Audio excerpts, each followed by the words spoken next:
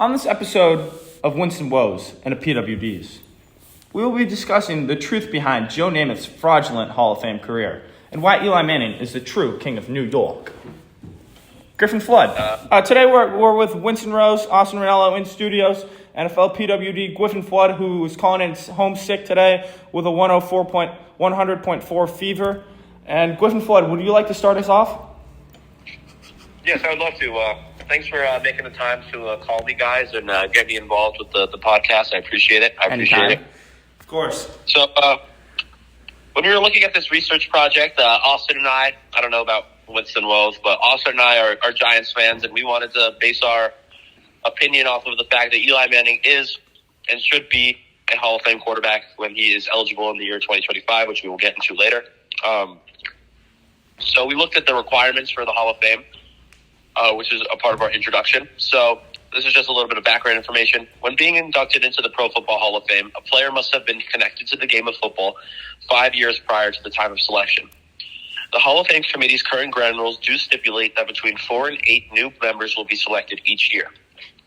Every candidate is third and must receive approval from at least 80% of the full committee to be elected. Every year, anywhere between 4 and 8 eligible inductees are selected into the Hall of Fame. Of those 346 players enlisted in Canton, Ohio, 36 of those are quarterbacks. Since the first group of players was inducted in 1963, the quarterback position has changed drastically. Currently, the quarterback is the most important player on the field in every level of the game, high school, college, and pro. Without a solid field general, it is very difficult to win games in today's style of play.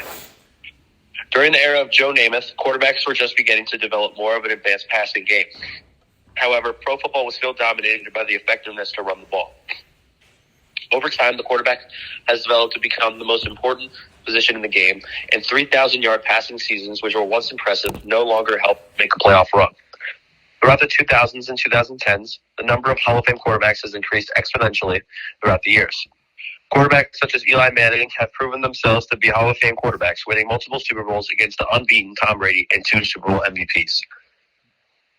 Oh, yeah. It's a great analysis. I guess I'll start us off here with just the case for why Eli should be voted into the Hall of Fame. He is the record for most consecutive starts in NFL history, a streak that should have never ended the way it did. In case you guys didn't know, former Giants head coach who was fired after the season, Ben McAdoo, he broke Eli's streak by benching him for, at the time, backup quarterback Geno Smith. And everyone in New York was upset about this. It was a pretty big story, but I'll continue. Most importantly, on Eli's resume is a pair of Super Bowl wins and a pair of Super Bowl MVP awards. Eli's clutch throws in both championship games will help his case immensely. Most quarterbacks who win 2 Super Bowls as the leader, the best player in the game, deserve to be in the Super Bowl. I don't know I don't know how else to say it, but he put the city of New York on his back. Yeah, he was a really great quarterback for the New York Giants. Would you consider him the best ever for the Giants? I would say so. Yeah, I think that'll add to his case as the GOAT for New York at the time. And a counter Griff, do you have anything to Hold on. Winston Rose, if I could jump in here a little bit. Yeah, would you like to add on to that? Yeah, I would actually. Yeah, I would appreciate that. I appreciate you stopping your point to let me talk. Going back to your point on if Eli Manning is definitely the best quarterback to ever come out of New York. You could make an argument for Phil Simms. I could see that, but I feel like just Eli Manning's in the current game of football where the quarterback is the most important position on the field. His impact and his success as a Giant just propels him to the top. And there's been a lot of comparison in the recent playoff run that the Giants are having that Daniel Jones is a more mobile Eli Manning will lead them to the Super Bowl this year and defeat as a 9-7 team, which they were in 2008, defeating the 16-0 Patriots. And I think that this year they have a shot with their high-powered offense. I know this doesn't have anything to do with Eli Manning, but I'm just plugging the Giants here. All right, you guys can take over. Yeah. So counter argument for this would be why was Joe Namath voted into the Hall of Fame? And why do people say Eli Manning should not be voted into the Hall of Fame? So, Griffin, do you have anything to say to that? No, I think that you guys should take that one. All right, here, I'll get us here. So one of the reasons why Namath is in the Hall of Fame is he was the face of the AFL before they merged with the NFL. Namath was like the face of the league. He's a 5-time Pro Bowler, 2-time AFL League MVP, Super Bowl MVP, and obviously he's a Hall of Famer, which would make many people believe that he's a better quarterback all time than Eli Manning, but where we disagree. Those who are around to watch him play will forever sing the praises of his revolutionary play style. He helped change the game as a quarterback. He was the first quarterback ever to throw for 4,000 or more yards in a season. And then the reasoning for why they say Eli shouldn't be in the Hall of Fame is Eli Manning was never considered a top 5 quarterback in his time, with quarterbacks like Aaron Rodgers and Tom Brady and Peyton Manning, his brother, and a couple other legends. That'll definitely be almost lock Hall of Famers. So while Namath has worse all-time stats and less team success, the argument is that Manning lacks individual accolades, whereas Namath, 2-time AFL MVP and a record breaker for his time. Yep, definitely. We have a couple discussion questions. Do you think we should get into those?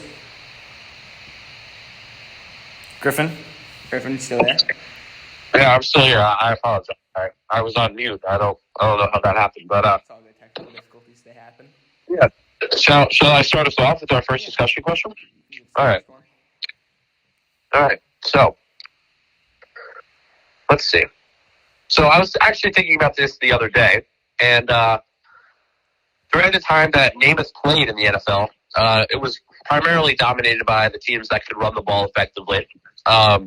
Obviously, that has changed over time since Eli began his campaign. But in his career, Namath threw a total of 173 touchdowns and 220 interceptions on an average of 26 passing attempts per game. And Eli Manning threw a total of 366 touchdowns to 244 interceptions on an average of 30 passing attempts per game. Namath also led the league in interceptions 4 times, which during his time of play, they didn't pass the ball that much, so that was saying that every single year he was the one throwing the most interceptions on a similar passing count than all the other quarterbacks in the NFL at the time. So what stats sound better to you guys? I'm curious. I mean, I would just say, not even being biased, Eli Manning's, if you're just looking at it at face value, he just has better stats all time. Namath has a negative touchdown-interception ratio, which no other quarterback in the Hall of Fame has. In Eli Manning's career, he has 366 passing touchdowns to 244 interceptions. It's a much better ratio. He played more games, more consistency, longevity, whatever you want to call it. And then, just the fact that he was a winner. Like, yes, Namath won a Super Bowl, but I would argue that Manning's Super Bowls were more competitive. Yeah, more competitive. He bigger stage. Bigger stage in the modern NFL. The teams relied on the quarterback more. He took down Tom Brady, the greatest of all time, twice, including the greatest team of all time, that undefeated Patriots team. So I would say that Manning has the better resume, despite not having any actual MVP awards or anything. Yeah, I think overall on the stat sheet, with just stats, not awards, it would definitely be Eli Manning, in my opinion, and I think anybody's opinion if they're a normal person. But I think going back to why Joe Namath Super Bowl was so special was his promise to New York City. Oh, yeah. Why he was going to... Here, I'll take this one again. So Namath, they were heavy underdogs in Super Bowl III against the Colts, and he is... The biggest story in sports at the time was him making a promise during an interview. He guaranteed that the Jets were going to win the Super Bowl, and many say he sold his soul to the devil for that ring, that he made a deal with the devil. You don't see that, people guaranteeing a win in the Super Bowl. And that was a huge story at the time, and they ended up winning as the underdog. So my question would just be, do you think he's even a Hall of Famer or considered one of the greats if his promise isn't if he doesn't meet his promise and win that ring. Do you guys think he's still the same player? I don't think so at all, because that's what really sets his reputation the highest. What holds it the best is his Super Bowl win, and then also with that story, it just adds on to it, which makes it almost not equivalent to 2 Super Bowls, but definitely larger than just winning 1 Super Bowl. And that makes it something special. Yeah. That separates him and why he can be in the Hall of Fame. I agree. And looking at it, if he didn't win that Super Bowl, there's no explanation for him being in the Hall of Fame. If you look at his stats, they're obviously not great. And leading the league in interceptions 4 times is not something that you want on your resume. But the point I was thinking about is, yes, he won 1 Super Bowl. That put him on the Hall of Fame. That was his deciding factor going into the Hall of Fame. But the person we're comparing him to, Eli Manning, won 2. And you say that was a big upset, the Jets versus the Baltimore Colts. Yes, it was. But the 9-7 Giants in 2008 were playing arguably the greatest NFL team of all time, and they were 16-0. And they were Brady was in the midst of his prime. They had a ton of players that were Hall of Famers, and the defense was stacked. Belichick was still there, and Manning still pulled out the miraculous win. So 2 Super Bowls against arguably the greatest of all time is, I think, in my opinion, a lot more significant than 1 Super Bowl against a good team. So I think that Eli definitely deserves it over Joe Namath. I agree that Eli Super Bowls outweigh Namath's 1, and just the fact that in Namath's Super Bowl in that era, you didn't really win games with quarterbacks as much as you do now. If you watch those, if you see the plays, like the helmet catch play where Eli escapes pressure, the sideline throw to Mario Manningham, if Eli doesn't make those plays, the Giants don't have those 2 Super Bowls, and really the weight of those wins goes more on Eli than anyone else. Whereas I don't know if you can say the same about Namath. Yeah, speaking of that, so with Manning's win, who would you rather have had on your team, Namath or Manning? In my eyes, although Namath has a more decorated trophy case of personal awards, Manning won the Giants 2 Super Bowls, defeating Tom Brady. And Namath also has worse all-time stats and won less. And Eli performed in big games and won the biggest game in American sports twice. Who would you guys rather have? I would personally rather have Eli Manning. Griff, what are your thoughts on this one? I mean, I feel like we've kind of covered the question. I mean, the obvious answer is that we all think that Eli Manning is definitely the more qualified quarterback for the Hall of Fame. And I think we've done a great job proving our points on why that Eli Manning deserves to be in the Hall of Fame over the fraudulent Joe Namath.